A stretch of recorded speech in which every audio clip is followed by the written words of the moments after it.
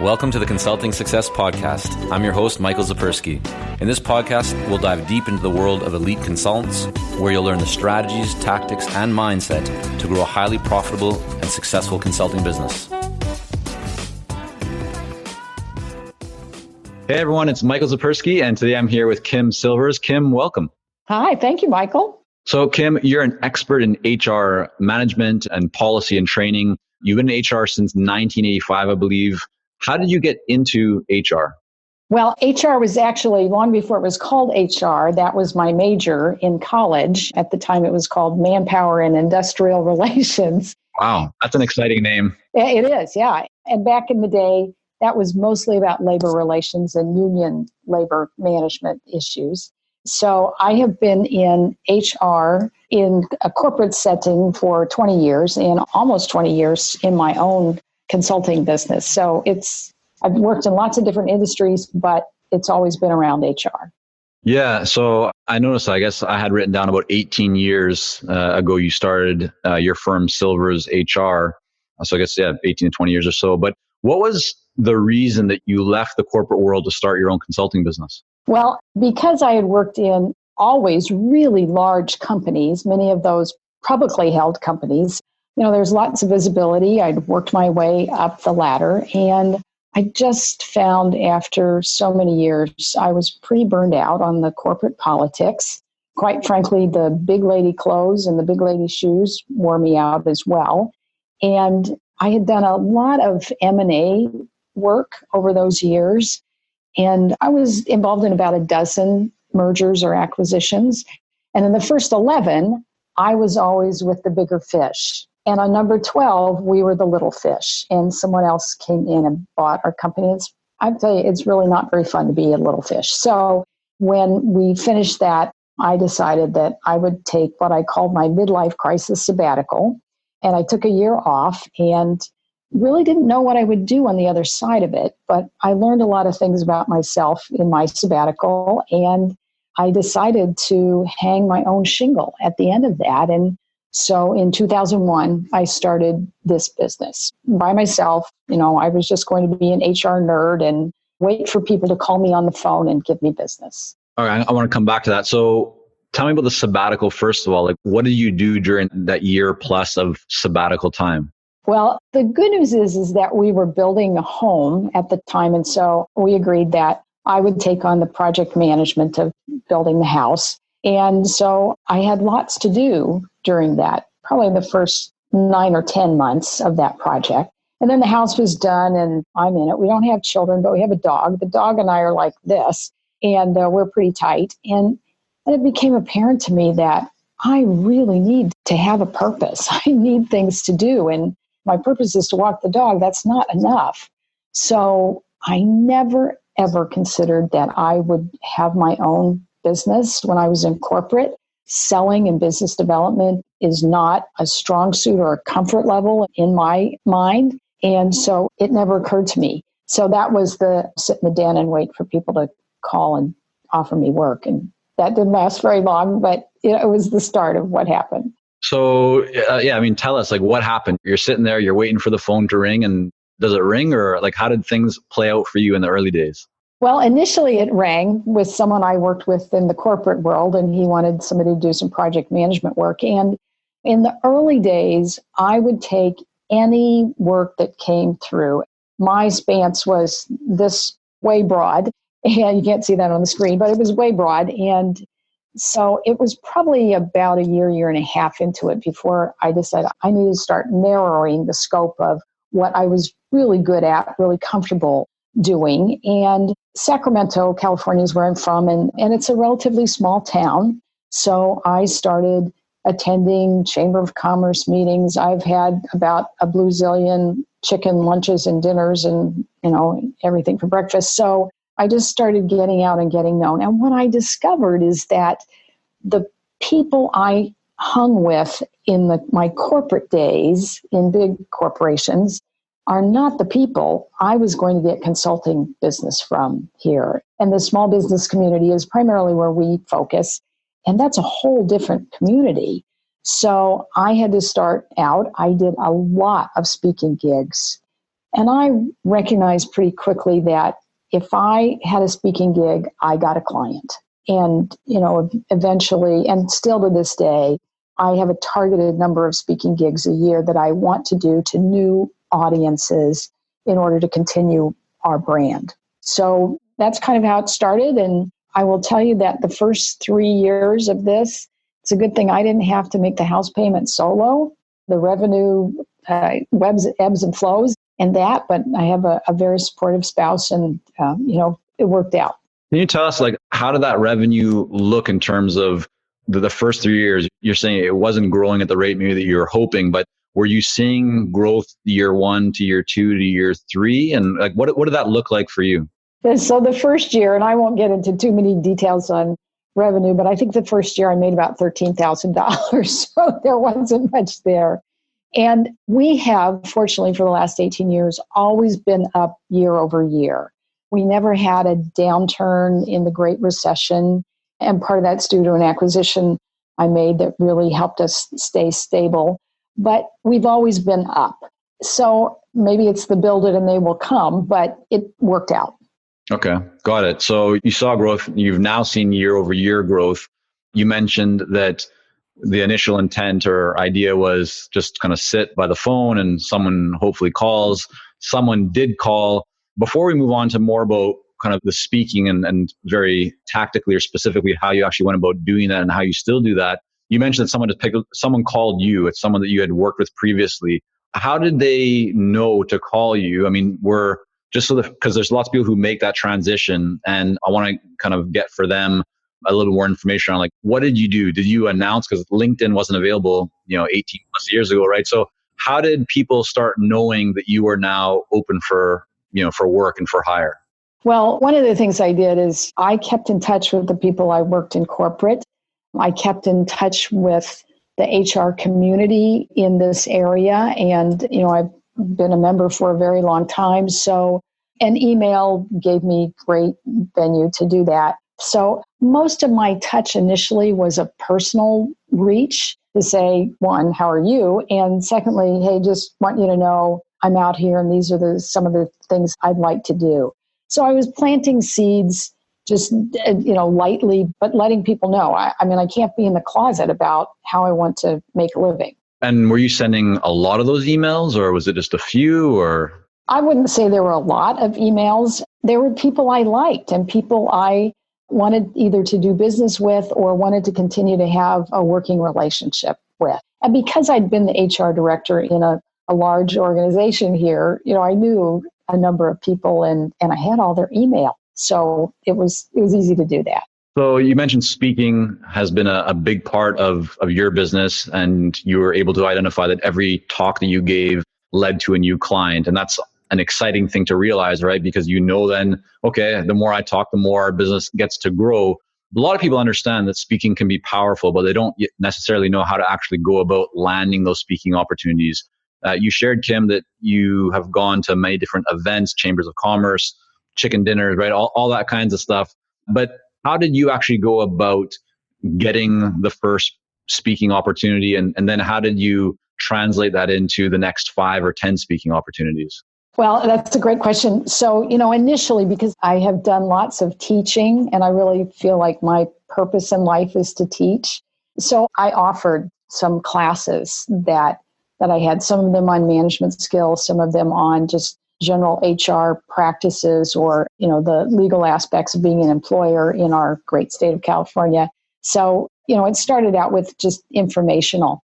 Who did you offer those to? And I would offer those certainly to the friends that I had. I offered those there's an HR association in town. So I, just sent the word out that, I'm available to do this. But eventually I hired a woman who was, I think, before the days of when we called people virtual assistants, but that's what she was.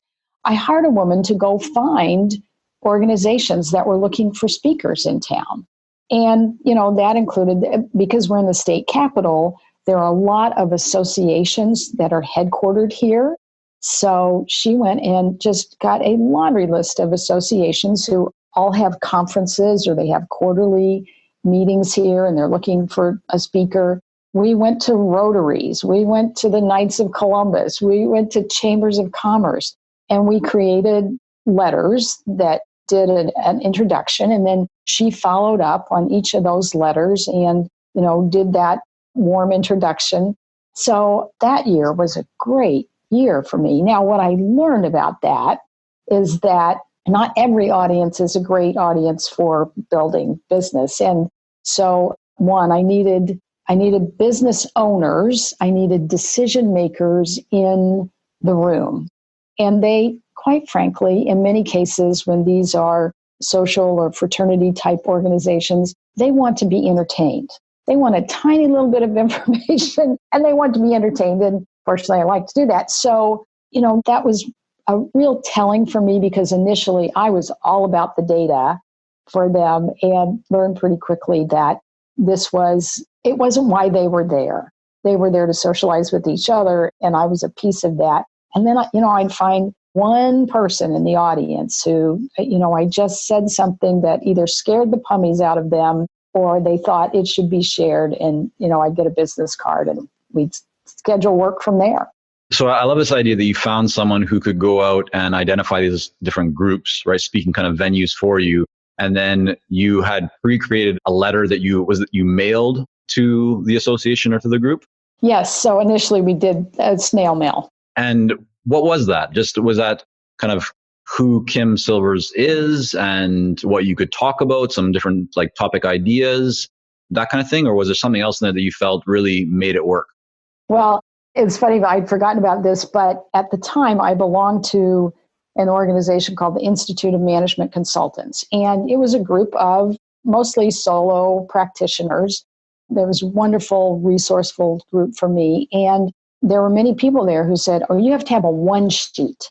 Like, what in the world is a one sheet? So I hired somebody out of that group who was a marketeer, and she put together this one-page sheet of, a nice little profile picture and a very short bio, and then a list of 3 pertinent topics that I would speak to that would be of interest to business owners. And so that was attached to the cover letter. So they had a quick and dirty read of what I could offer them and then a letter with the introduction. Good. And then that follow-up phone call that your assistant made, what was she doing in that phone call? Because it's not you, right, calling and talking about what you could do. So some people might kind of wonder, how does that dynamic work? Obviously, you're using great leverage by having this other person make the calls for you, and you don't have to do it yourself. So do you know what she was saying on those calls to be able to then move that into actually getting you booked? Oh, yes, because we had an agreed upon script on what she would say before. And she was actually quite good at helping me with that, create that script because she'd done it before. I hired somebody who had done this sort of thing and because I had not. But it was a script of, did you receive the letter? Are you interested? Are there other topics you might be interested in? And I would tell you probably about half the time they would say, no, I have no idea what that letter is. So then she would, at the time, fax it to them and then follow up with a call in the next day. And she was just great about being diligent. And I would tell you and I don't remember how many letters we sent out, but it was close to 100 letters from the list she had on. I think we got like 1 out of 4 speaking gigs. So, it was a great return. And what do you think contributed to that? Was it just like the current economic situation? Was it that your message really hit home? Was it the execution of great copywriting and the amazing script and the follow-up? Anything that you kind of look, in hindsight now that stands out as the success of that? That's 25%, not just response rate, but that's 25% booking rate, which is phenomenal. While we work with a lot of seasoned and experienced consultants here at Consulting Success, I'm often contacted by new early stage consultants. Invariably, the question I'm asked is, what are the steps I should take to become a successful consultant and grow my consulting business to my first 6 figures per year? Well, I'm excited to announce that we've opened the doors for our Momentum program. This is our most popular program for early stage consultants, and it has helped almost 1,000 consultants to start, run, and grow successful consulting businesses. It gives you the step-by-step plan to help you with your messaging, your fees, and pricing strategies, how to win more proposals, how to go to market more effectively, developing a marketing system to generate leads consistently, and so much more. And right now, until September the 19th, you can sign up for Momentum and get 50% off the regular price by going to consultingsuccess.com/audio. That's consultingsuccess.com/audio, AUDIO. Only 100 spots are available to join Momentum and get 50% off. This deal is only available until September the 19th or until all 100 spots are gone. We won't be opening up new spots in this program for several months, so don't wait. Go to consultingsuccess.com/audio. That's consultingsuccess.com/audio, AUDIO.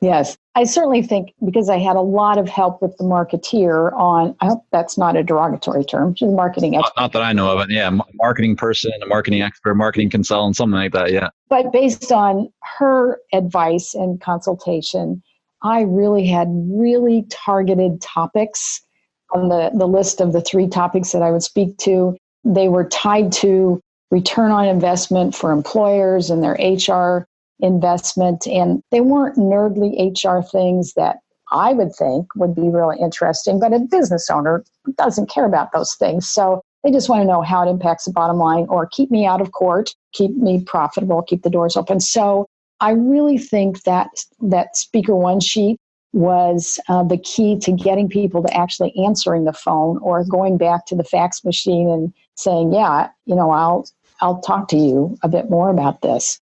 So I think that's the driver. And where did you find this person? Because I think, the idea of finding a virtual assistant or a contractor, whatever it might be, there's lots of different services online that you can use these days to find people. But you found not only someone that could just kind of do this administrative type of task for you, you found someone who actually has experience, right, with the letters and with the follow-up phone calls and the bookings. That's a unique skill set that I think could be of great interest to a lot of people. Where did you actually go to find that person? Well, I don't remember where I found her, but I was really specific because that was the primary reason I was hiring her. I didn't need her to do anything else for me because God knows I could type and do, my own mail. But I was looking for somebody specifically who had experience in going out and doing what we now call data mining and finding these organizations, and somebody who wasn't afraid to call people and say, would you like to book this speaker? Because for me, asking people to do that, first of all, I would not be comfortable to do that on my own. And, selling myself, again, there's that selling thing that scares the dickens out of me. So I needed somebody who had the guts to do that. And she had experience in doing that. I don't remember how I found her. Do you think you posted onto a job site or was it some intern? No.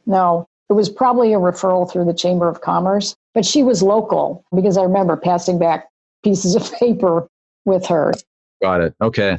You're talking about, this is the kind of the first person you brought in, even though it wasn't on a full-time basis, was this assistant. Today, I think on your website, you have 6 people that are kind of listed on there. So is the team right now of Silvers HR, is it 6 people? Is that the core team? Yes. Okay. And so what was your first, or who was your first hire? Like, kind of full-time or more dedicated beyond this booking person? What was the first hire that you made for the business?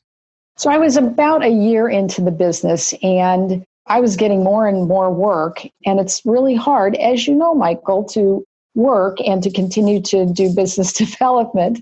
And this woman actually was one of my first clients. Her husband was one of my first clients, but she had done HR work elsewhere. And so we kind of hit it off and my work kept getting more and more piled up. And so I approached her and I actually initially hired her part-time, and she was an independent contractor, which you could do back in the day. Now, a little harder now in California, right? A little harder in California to do that. In fact, everyone who works for me is an employee, which is, quite frankly, it's more expensive to have employees. But I am really, really picky about the people I have, and they've been with me for a long time. So that makes a difference. But the first one was a part-time independent contractor. And she was probably part-time for probably 4 or 5 years. And, some weeks she'd work 10, she always worked.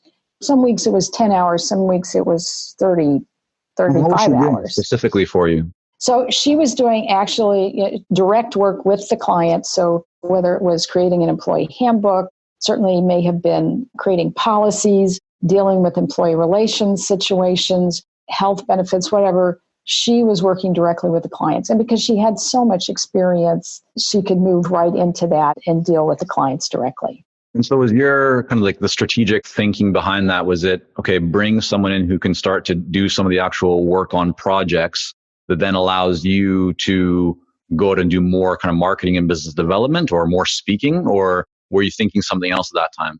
I think at the time I was thinking, I just can't get all the deliverables done in time. I need help. And I figured out pretty quickly that I just have so much capacity and then I can't earn anymore. I mean, I just can't earn anymore. So we were both doing client deliverables. And certainly I was the face of the organization in public and, the speaking gigs and that. She didn't do that work. But over time, certainly she became known in the community as well. So ideally, if I had been more strategic, I probably would have spent more time on that. But we just had so much work that we both had to work. And when you say you had so much work, was it just the speaking and then doing the work and then referrals from that? Or was there something else going on that you could link to and say, yeah, the reason why we had so much work was because of this? Well, I would tell you the reason we had so much work is because in the great state of California, it is very, very difficult to be an employer here. And so our job as HR consultants is to lighten that load for employers, to take some of the risk away, to let them go focus on the revenue. Quite frankly, if I had this business in many other states, I probably wouldn't have much of a business. But much of our business is compliance driven, and just the environment drove that. And employers are getting sued left and right. So, the sensitivity level, I think, is raised for them. And it's expensive to hire an HR person in-house full time. So, we give them that option and that leverage to not have us on site full time, and they call when they need us. Right. So you brought this person in, they've taken kind of a load off of you in terms of they're able to do some work. I think one of the biggest hesitations that consultants have when they're in that same position and why they don't necessarily bring someone is because they feel, yeah, my clients want me to be doing the work. And if I bring someone else, or, if I brought in someone else and they're doing the work, that's going to maybe upset the client because it's not me anymore. Did you have any of those feelings when you were bringing someone in? I will tell you, first of all, there aren't many decisions in this business path that I've made that I would change. But right at the top of the list is I would have never named this company after myself. And if I had to do it all over again, I would never have my name on the door. There certainly were a few people who felt unless they dealt with somebody with the name of Silvers, they weren't getting that. I've long ago gotten out of that. I do very little work directly with clients. I have a handful of clients that I do more work with, but our clients deal with their consultants now. And again, I couldn't grow the business if everything had to come through me. And I trusted her.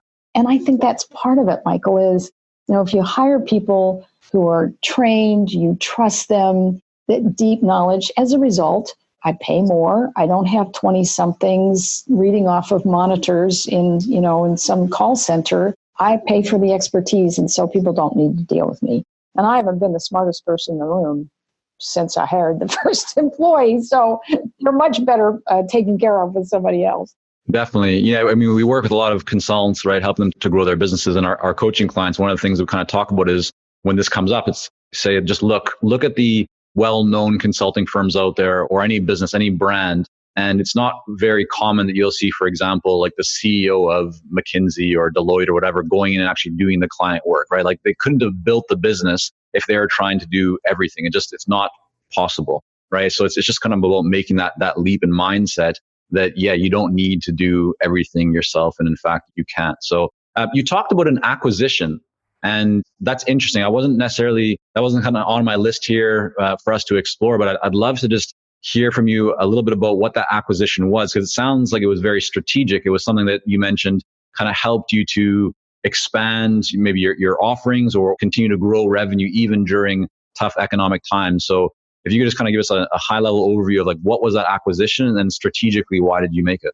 So the acquisition, which I did in 2007, was, I don't know if it was the smartest, the luckiest, the most blessed move I've ever made. but it saved our bacon during the Great Recession. So, we're growing along, and we hit a plane where we can take on new clients. As I said earlier, I'm really picky about the clients we bring on. I'm even pickier about the employees I bring on, but the organic growth is just so slow. So I just started looking. I decided, I'm going to start looking for something to buy. And so I found a woman in Sacramento who had a business very similar to ours. She was 67 years old at the time and ready to retire. Her husband wasn't well, and she decided it was time to hang it up. And one of my vendors said, "Oh, you should meet this woman." I didn't know her at all. And so I met her. It was a long negotiation, and there was lots of emotion involved in it. But eventually I bought this business in July of 2007 and took out a loan in order to pay for that. And by January of 2008, the bottom was falling out of this economy. But I had purchased, and 70% of our revenue comes from retained clients. Our clients pay us a flat fee per month or per quarter. I never worry about payroll ever. It's just recurring revenue. Was that the case though beforehand? So before the acquisition, was that different than what you were doing before compared to once you acquired this company? No, I had always run on some retained revenue. So what was it essentially that you were just adding on more? Like you bought the book of business that this this firm already had, and that just got added on to what you already had in place? Yes. So our business models were very, very similar. And our client bases were similar in terms of the kinds of industries we worked with. So that was truly, truly a wonderful move for us. And we kept, except for the clients who went out of business during the recession, we kept those clients. Our revenues continued to grow. And so I still have many, I have more than half of those clients left yet. Most of them have sold their businesses because they're baby boomers. But if I had not had that additional revenue, which was, about 3 times the revenue I was earning when I bought it, there's no way I would have made it through the recession. So it was wonderful. And it really has been how we've been able to spur on additional business because we get add-on business from those clients who are on retainer. Well, Kim, there's so much more that we could continue talking about. I'm just looking at the time, and I want to respect the time that we kind of have set up here for today. So first of all, thank you for coming on, sharing a little bit of your journey and story with us. I want to make sure that people can learn more about you and your work. Can you just tell us where's the best place for people to go to learn more about you and your firm? Well, Michael, thank you so much. It's great to talk with you. My website is silvershr.com, S on both ends. And much of what we do is listed there. I love consulting. It is really a joy every day. And I hope other people get something from sometimes some of the scars and bruises I have, but get something from, the journey that I've taken. And I love what you are doing and offering to our community. Thank you. Appreciate it. Thank you so much. Thank you for joining us on this episode of the Consulting Success Podcast. For more episodes and to subscribe, rate, and leave a review, head on over to iTunes. And if you'd like to develop consistent lead flow and a highly profitable consulting business, learn more about our coaching programs at consultingsuccess.com.